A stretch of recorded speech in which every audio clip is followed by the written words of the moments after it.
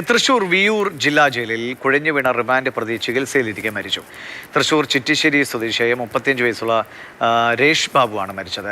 ശരീരത്തിൽ മർദ്ദനമേറ്റ പാടുകളുണ്ടെന്നും അന്വേഷണം വേണമെന്നും രേഷ് ബാബുവിന്റെ കുടുംബം ആവശ്യപ്പെട്ടു.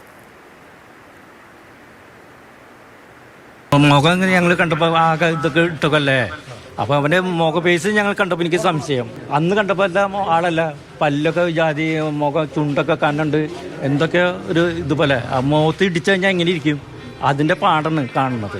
അവന് പനി, ഒരു തളർച്ച, തലചിറ്റ് കണ്ടു. ഞങ്ങൾ അങ്ങനെ ആസ്പത്രിയിലേക്ക് കൊണ്ടാക്കിയെന്നാണ് പറയുന്നത്. എന്തെങ്ങനെ സംഭവിച്ചെന്നാണ് എനിക്ക് അറിയേണ്ടത്. കാരണം അവൻ്റെ മുഖത്ത് ഇങ്ങനെയൊക്കെ വന്നല്ലോ, അതെന്താണ്, പോലീസുകാരാണോ അതന്നെ അവിടെ ജയിലിൽ കിടക്കുന്ന ആൾക്കാരാണോ, ഇവിടെ കൂടെ ആൾക്കാരുണ്ടാവല്ലോ, അവരാണോ ചെയ്തതെന്ന് അറിയട്ടോ.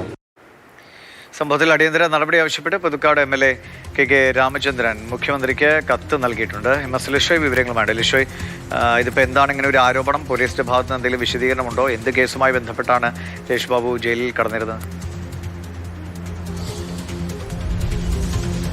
കഴിഞ്ഞ മാസം 18-ാം തീയതിയാണ് തൃശൂർ ഈസ്റ്റ് പോലീസ് രേഷ് ബാബുവിനെ കസ്റ്റഡിയിലെടുത്തത്. അതൊരു പിടിച്ചുപറി കേസുമായി ബന്ധപ്പെട്ടാണ്.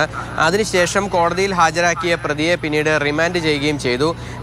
റിമാൻഡ് ചെയ്ത് നേരെ വിയൂർ ജില്ലാ ജയിലിലേക്കാണ് ഈ പ്രതിയെ നേരെ കൊണ്ടുവന്നിരുന്നത്. ജില്ലാ ജയിലിൽ അവിടെ കഴിയുന്നതിനിടയിലാണ് ഇത്തരത്തിൽ ഈ പ്രതിക്ക് 26-ാം തീയതിയാണ് ഈ പ്രതിക്ക് തലകറക്കവും പനിയും അനുഭവപ്പെട്ടതിനെ തുടർന്ന് നേരെ മെഡിക്കൽ കോളേജിലേക്ക് മാറ്റി എന്നുള്ളത് വിവരം വീട്ടുകാർക്ക് ലഭിക്കുന്നത്. വീട്ടുകാരെത്തിയപ്പോൾ കണ്ടത്, അതായത് ഈ രേഷ് ബാബുവിൻ്റെ ദേഹത്ത് മർദ്ദനമേറ്റതിൻ്റെ ലക്ഷണങ്ങൾ ഉണ്ടായിരുന്നു എന്നുള്ളതാണ്. എന്നാൽ ഈസ്റ്റ് പോലീസ് സ്റ്റേഷനിൽ വെച്ച് ആദ്യം കണ്ടപ്പോൾ രേഷ് ബാബുവിന് മർദ്ദനമേറ്റതിൻ്റെ പാടുകളോ അല്ലെങ്കിൽ മറ്റേതെങ്കിലും തരത്തിലുള്ള പ്രശ്നങ്ങളോ ഉണ്ടായിരുന്നതായി മനസ്സിലായില്ല എന്നുള്ളതാണ് പറയുന്നത്. അപ്പോൾ ജയിൽ പുള്ളികൾ ആരെങ്കിലും മർദ്ദിച്ചതാണോ, അതോ ജയിലിനകത്ത് വെച്ച് മറ്റാരെങ്കിലും ഉദ്യോഗസ്ഥർ മർദ്ദിച്ചതാണോ എന്നുൾപ്പെടെയുള്ള സംശയങ്ങൾ വീട്ടുകാർക്കുണ്ട്. അങ്ങനെ ഈ സംശയങ്ങൾ, പക്ഷേ അതിലൊരു ദുരൂഹത ഉണ്ട്. ആ സംശയങ്ങളൊക്കെ തന്നെ മറനീക്കി പുറത്തു വരണം. അതിനുവേണ്ടി വീട്ടുകാർ പരാതി നൽകിയിട്ടുണ്ട്.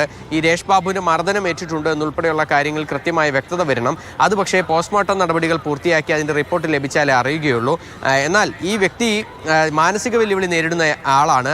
ഇദ്ദേഹത്തിന് 3 ഡോക്ടർമാർ ഉൾപ്പെടുന്ന സംഘം പരിശോധിച്ച് അതിൻ്റെ സർട്ടിഫിക്കറ്റ് ഉൾപ്പെടെയുള്ളവയുണ്ട്. എന്നിട്ടും എന്തുകൊണ്ട് ജില്ലാ ജയിലിലേക്ക് വിട്ടു എന്നുൾപ്പെടെയുള്ള കാര്യങ്ങൾ വ്യക്തത വരേണ്ടതുണ്ട്.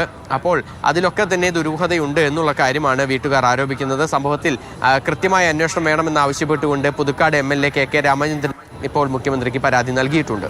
ശരി.